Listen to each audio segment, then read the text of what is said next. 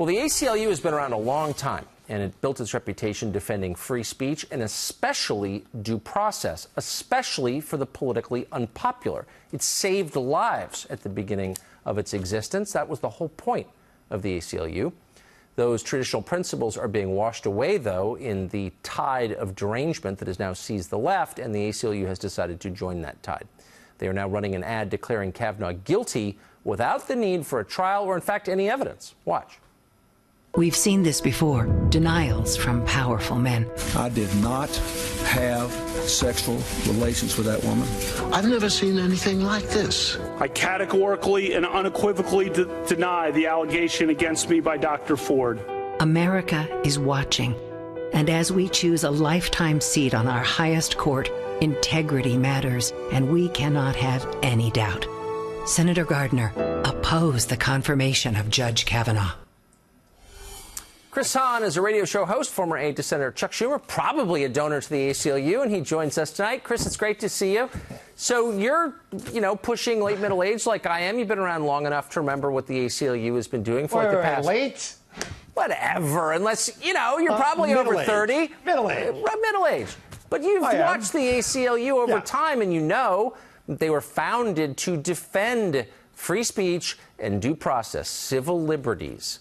And yet here they just ran an ad suggesting a man is guilty on the basis of no evidence because he shares some resemblance to two other guys who are probably guilty. That's guilt by association. It's the opposite of due process. Why is the ACLU doing this, I wonder? Well, they're not declaring him guilty. In fact, I don't think anybody's trying to declare him guilty. What we're trying to do is pick a Supreme Court justice, and guilt or innocence really not the issue here. He's not on trial for his life. He's applying for a job. We've got to ask the question, has he been truthful in that inquiry? And the answer is no, I would say. I don't know for sure about the sexual assault allegation, although I do believe Dr. Ford. But I do know that some of the things he talked about last Thursday, hold on. I'm sorry, he was not forthcoming about. Okay, so before we get to what you think he specifically lied about, I just want to rewind a second to what you said, because it strikes me as amazing.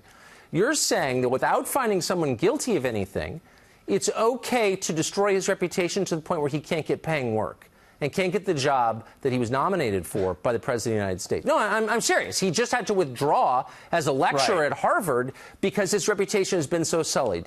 He hasn't been found guilty of anything. There's no actual evidence to show he did anything. But that's okay with you because we're not in a trial? Is that what you're saying? That's the new standard? What I'm saying is, you got to ask the question, is this man fit for a lifetime appointment that will never, ever face the voters, will never face Congress again? And if you feel in your heart that this man may have committed this thing or he hasn't been truthful to that committee, which I will tell you, I don't believe he was truthful to the committee. I just want to get, he lied, but that's unprovable, so it's not even worth debating on TV, I would say. But to the first point, the standard is if you feel in your heart. So if I feel in my heart that you're a child molester, I don't have any actual evidence. Can I start telling people that on TV and see how it affects your family and how it affects your employment, what your kids think of it? Well, no, but if I feel in my heart, like sincerely feel in my heart.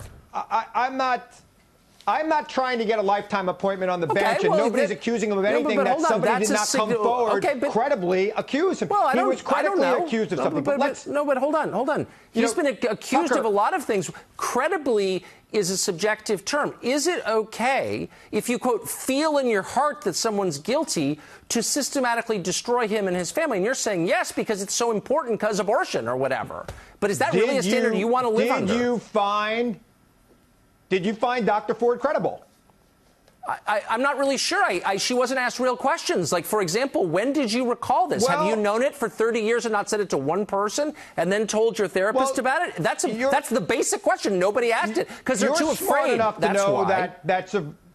You're smart enough to know that traumatic experiences, sometimes you only remember the trauma. I don't know what I know. I don't know what I know. That's why I ask real questions on my show. I'm not bullied into silence by a bunch of activists.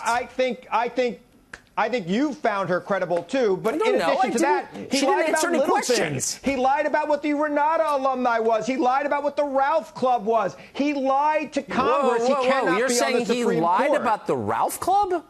Over. Done. I agree. You lie about the Ralph Club, and you're done. I feel that in my heart, let me just say. This is so crazy. Look, I'm saving this tape. You got to be truthful. All right, okay. Especially about the Ralph Club. Why lie about it, though? My thing, Tucker, is why lie about that? It was something he could have just said, I was a dumb kid, and I did, we ralphed when we drank. I'm going to let you have the last word. Prank. He could have just said that. Instead, he lied. Okay. With the last word in the Ralph Club, Chris Hahn, thank you very much.